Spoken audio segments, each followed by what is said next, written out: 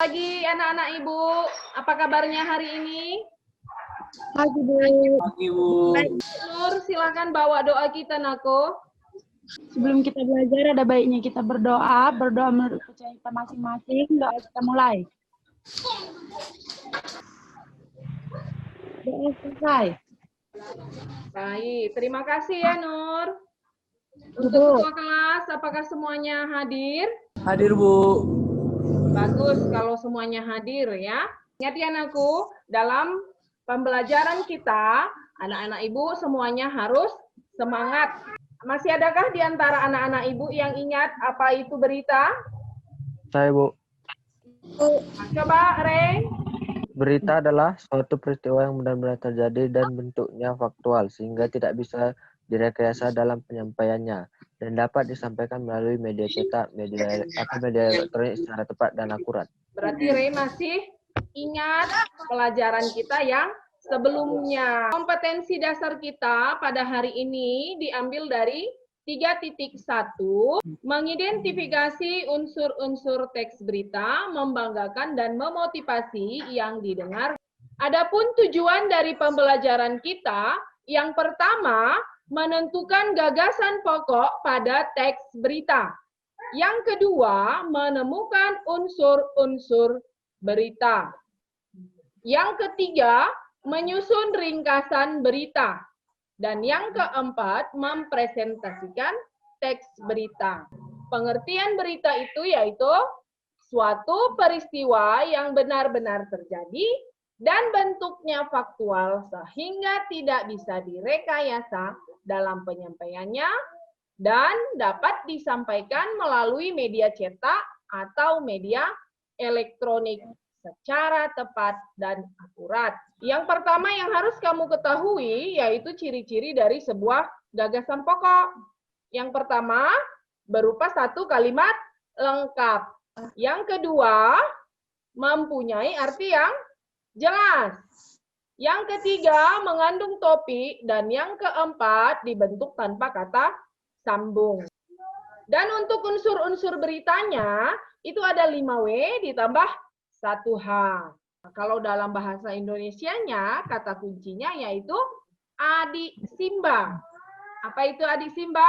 Apa, di mana, kapan, siapa, mengapa, dan bagaimana. Di WA Group kan kita sudah membagikan kelompoknya. Di sini Ibu hanya mengingatkan kembali supaya kamu berdiskusi dengan kelompok kamu masing-masing. Oke, Ibu akan kasih waktu kira-kira 10 menit ya.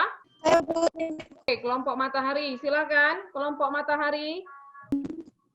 Gagasan pokok berita kelas satunya, seorang oknum memaksa pemilik kedai bakmi untuk melayaninya.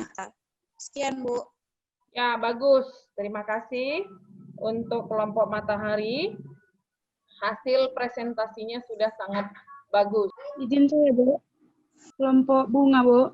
Hasil diskusi kami, analisis unsur-unsur berita. Yang pertama apa? Seorang oknum petugas melanggar peraturan PSBB. Yang kedua siapa? Bejo Haryanto. Yang ketiga, di mana?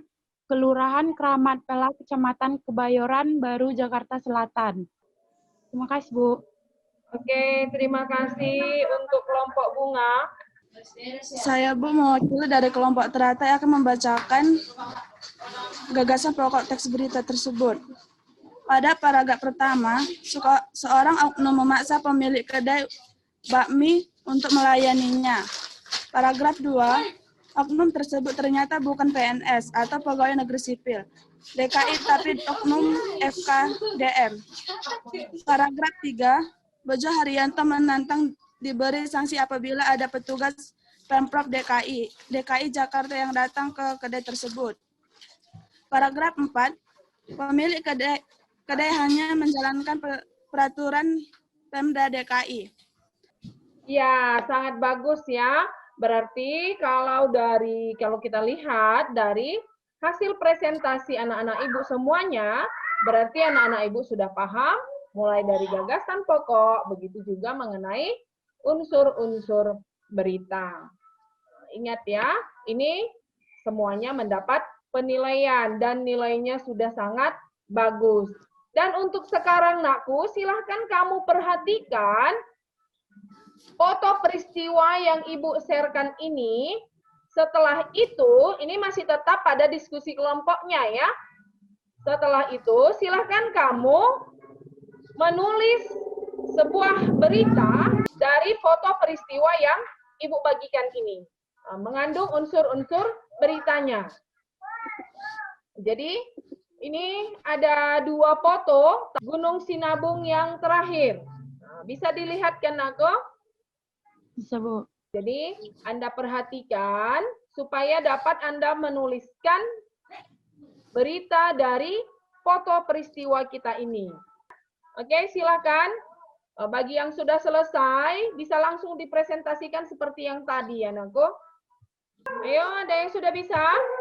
Saya, Bu. Dari kelompok bunga, Bu. Gunung Sinabung kembali mengeluarkan awan panas. Hal ini terjadi pada Minggu pagi 23 Agustus 2020 lalu. Gunung Sinabung erupsi lagi dan menyemburkan awan panas tinggi 1000 meter. Abu vulkanik dari Sinabung menyelimuti rumah-rumah dan tanaman warga. Warga yang tinggal di sekitar Gunung Sinabung diminta menjauh dari pusat erupsi dan diharapkan untuk tidak mendekati daerah zona merah yang sudah ditetapkan BNPB. Yang lain bagaimana? Kelompok yang lain aku? Ini Bu, dari kelompok teratai Bu. Judul dari gambar tersebut adalah Gunung Sinabung. Karena Gunung Sinabung kembali mengeluarkan awan panas. Hal ini terjadi pada Minggu pagi 23 Agustus 2020 lalu.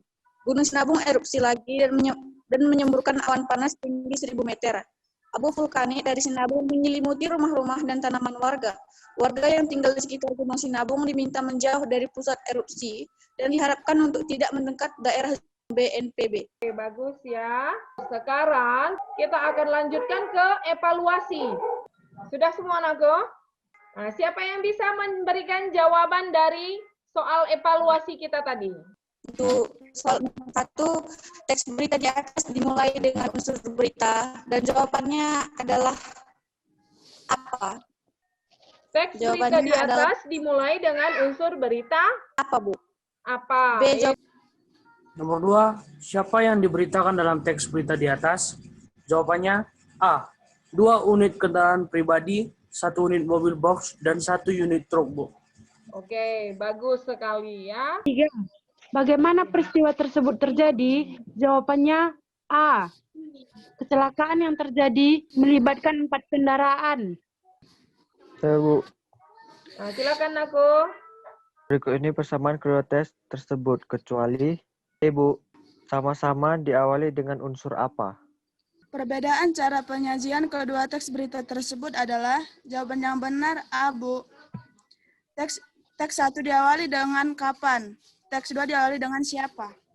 Berarti anak-anak Ibu semuanya sudah paham? Saya, Bu. Ya, silakan Raskita. Biasanya berupa satu kalimat yang lengkap, mempunyai arti yang jelas, mengandung topik permasalahan, berbentuk tanpa kata sambung. Dalam penyampaian dan penerimaan berita, Ibu harap anak-anak Ibu dapat membedakan mana berita yang baik dan mana berita yang hoax.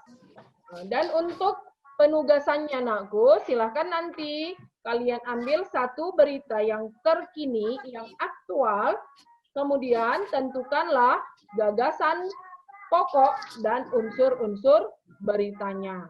Nah, sampai di sini pertemuan kita pada pagi hari ini. Sebelum kita akhiri, silakan Ray bawa doa kita, Nako, untuk doa penutup. Sebelum kita mengakhiri pelajaran, mari kita berdoa menurut agama dan kepercayaan kita masing-masing. Doa dimulai. Doa selesai. Oke, terima kasih ya Ray. Dan terima kasih untuk anak-anak Ibu yang sudah mengikuti pelajaran pada pagi hari ini. Tetap jaga kesehatan, ikuti protokol kesehatan. Anak-anak Ibu harus tetap semangat. Oke, selamat pagi anak-anak Ibu. Pagi, Bu. Pagi, Bu.